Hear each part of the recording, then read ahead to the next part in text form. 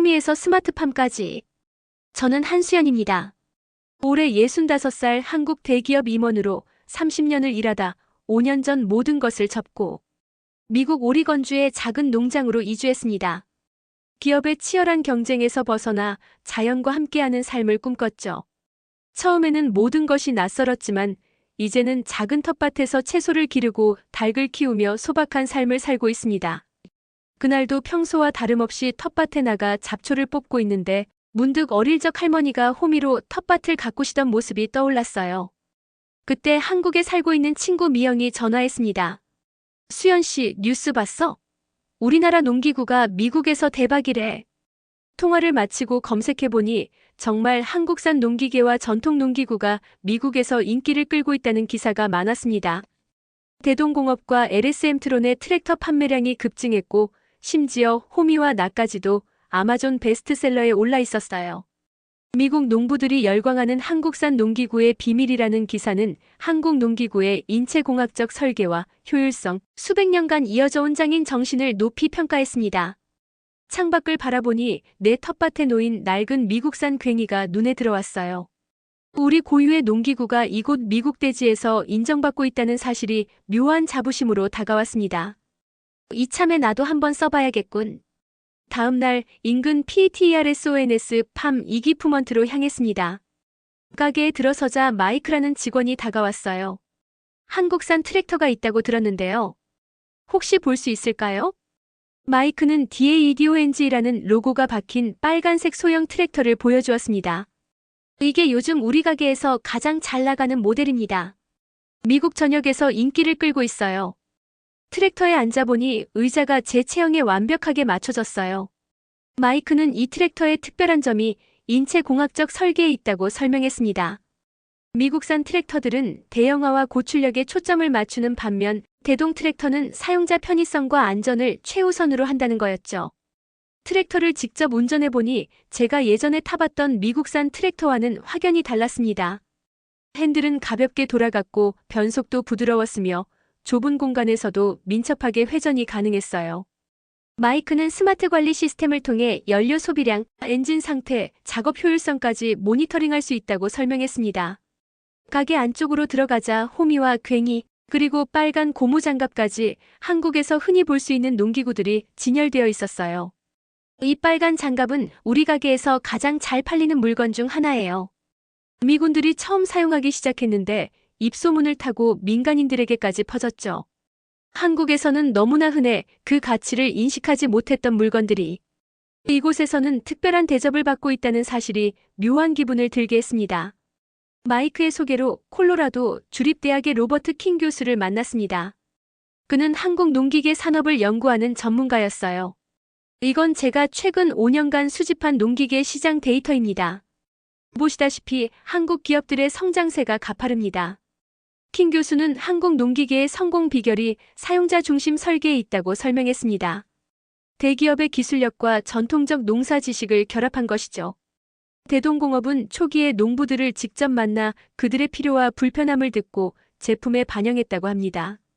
또 한 가지 중요한 점은 한국 기업들의 하이브리드 전략입니다. 전통적인 농업 지식과 첨단 기술을 융합한 거죠. 한국의 전통적인 농사 방식에서는 토양과 작물에 대한 세심한 관찰이 중요했어요. 이런 철학이 센서 기술과 결합하여 스마트 농업 솔루션으로 발전했습니다. 킹 교수는 전통 농기구의 가치도 설명해 주었습니다. 동아시아 전통 농기구의 역사와 현대적 의미라는 그의 책에 따르면 한국의 호미는 수백 년의 시간을 거치며 인체역학적으로 최적화되었다는 거예요. 호미의 경우 날의 각도와 손잡이의 길이가 한국인의 평균 신체 비율에 맞게 최적화되어 있습니다. 이는 최소한의 힘으로 최대의 효과를 낼 수 있게 해주죠. 킹 교수는 한국 방문을 제안했고 성철수 장인과 유영찬 연구원을 소개해 주었습니다. 그렇게 저는 20년 만에 고국을 방문하기로 결심했어요. 그 전에 집 근처 마트에서 코리안 레드라텍스 장갑이 진열된 것을 발견했습니다. 안내문에는 미 육군 특수부대에서 사용하는 다목적 고강도 작업용 장갑이라고 쓰여 있었어요. 한국에서는 평범한 고무장갑인데 말이죠. 직원은 이 장갑이 내구성이 뛰어나고 손에 착 달라붙어 작업 정밀도가 높다고 설명했습니다. 호미도 살펴보니 한국에서는 10,000원도 안 하는 것이 여기서는 $35 약 4만 원에 판매되고 있었어요. 집으로 돌아와 아마존을 검색해보니 코리안 해킹 툴 코리안 해킹 툴이라는 이름으로 호미가 베스트셀러 목록에 올라 있었습니다. 리뷰들을 보니 미국 가정원예가들이 극찬을 쏟아내고 있었어요. 30년간 정원 가꾸기를 해왔지만 이렇게 효율적인 도구는 처음입니다. 이 호미 한 개가 내 다른 정원 도구 세트 전체보다 유용해요. 우리가 당연하게 여겼던 것들이 다른 문화에서는 얼마나 특별하게 받아들여질 수 있는지 새삼 깨달았습니다. 이 모든 것이 한국의 농경 문화와 지혜가 담긴 소중한 유산이었던 거죠. 한국에 도착해 바로 경기도 이천에 있는 성철수 장인의 대장간을 찾았습니다. 칠순이 넘은 나이에도 그의 눈빛은 또렷했고 등은 꼿꼿했어요. 저는 16살 때부터 대장장이 일을 시작했습니다. 그때는 이런 전통 기술이 생계수단이었지만 지금은 보존해야 할 문화유산이 되었죠. 별채에 들어서자 뜨거운 열기가 저를 맞이했습니다. 성철수 장인의 아들 성민호 씨가 망치로 쇠를 두드리고 있었어요. 그는 대기업 연구원이었지만 아버지의 가업을 잇기 위해 돌아왔다고 했습니다. 성철수 장인은 직접 호미를 만드는 과정을 보여주었어요. 호미의 특별한 점은 날의 곡선입니다. 이 곡선이 땅을 파고 들어가는 힘을 결정해요. 너무 급하면 땅에 박히기만 하고 너무 완만하면 힘이 분산됩니다. 수백 년간 이어져 온 지혜가 이 곡선 속에 담겨 있죠. 호미가 완성되어 손에 쥐어보니 그 균형감이 느껴졌습니다. 가볍지만 든든했고 손에 딱 맞는 느낌이었어요. 이게 바로 우리 호미의 비밀입니다. 수백 년간 한국인의 손에 맞게 발전해온 거죠. 이런 세밀함이 외국 사람들한테도 통한 겁니다. 성민호 씨는 엔지니어로서 호미를 분석해봤다고 했습니다. 놀랍게도 호미의 각도와 무게중심은 인체역학적 원리에 완벽하게 부합했어요. 수백 년간의 경험이 만들어낸 결과물인 거죠. 단순해 보이는 농기구 하나에도 이렇게 깊은 철학과 기술이 담겨 있다는 사실이 경이로웠습니다. 다음 날 전라북도 김제의 한국농업기술진흥원 스마트팜 연구소를 방문했습니다. 30대 초반의 유영찬 연구원이 저를 맞이했어요. 그는 서울대를 졸업하고 MIT에서 로봇공학 박사 학위를 받은 후 한국으로 돌아왔다고 했습니다. 한국 농업의 미래를 바꾸고 싶었습니다. 우리나라는 농지가 적고 인구는 많아 항상 식량 안보에 취약했죠. 하지만 첨단 기술을 접목하면 적은 면적에서도 높은 생산성을 올릴 수 있습니다. 첫 번째로 디지털 트윈 센터를 방문했습니다. 이곳은 실제 농장의 모든 환경을 디지털로 복제해 온도, 습도, 일조량, 토양 상태 등을 실시간으로 모니터링하는 곳이었어요. 이런 기술로 물 사용량은 30% 줄이면서 수확량은 50% 증가시킬 수 있습니다.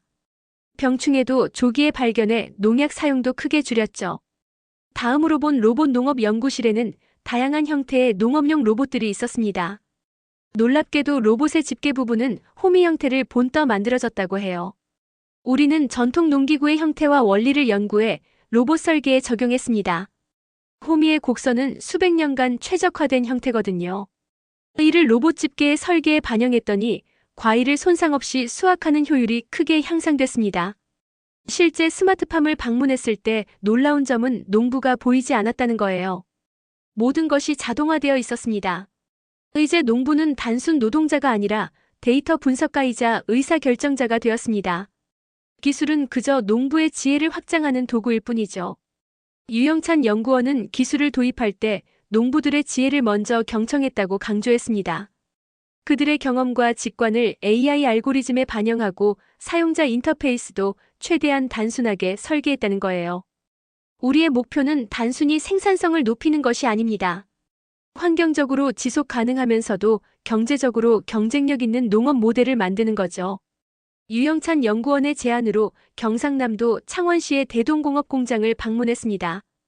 공장 이사 박정호 씨가 우리를 맞이했어요. 설계실 벽면에는 다양한 신체 크기와 체형을 가진 사람들의 인체 공학적 데이터가 붙어 있었습니다. 우리 회사의 핵심 철학은 사람 중심 설계입니다. 미국 시장에 진출할 때도 미국인의 평균 체형에 맞게 디자인을 조정했죠. 하지만 조작 방식의 직관성과 편의성이라는 기본 철학은 그대로 유지했습니다. 품질 테스트 센터에서는 완성된 트랙터가 다양한 환경에서 테스트되고 있었고, 조립 라인에서는 로봇과 사람이 함께 작업하는 모습이 인상적이었어요. 대부분의 공정은 자동화되어 있지만 중요한 부분은 여전히 숙련된 기술자의 손길이 필요합니다.